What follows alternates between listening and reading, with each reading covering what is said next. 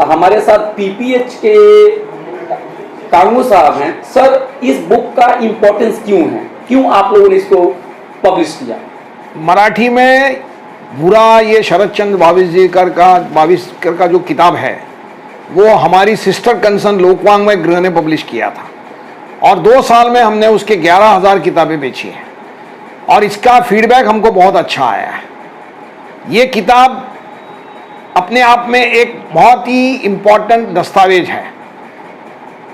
ये किताब वैसे तो कहा जाए तो शरद भाविस्कर जी की अपनी आत्मकथा है, उनकी जीवनी के ऊपर किताब है, लेकिन इस किताब के माध्यम से उन्होंने जो टिप्पणियां की है समाज के कई व्यंगों के ऊपर उन्होंने अपने आप को चिन्हित किया है और किस तरह से संघर्ष करके वो आज इस मुकाम पर पहुंचे हैं, professor of French language in JNU.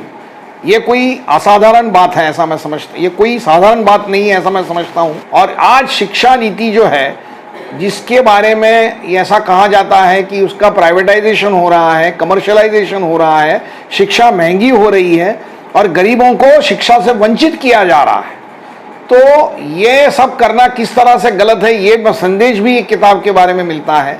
उसके लिए पीपीएच ने एक सोची समझी स्ट्रैटेजी के तहत ये किताब को पब्लिश किया है।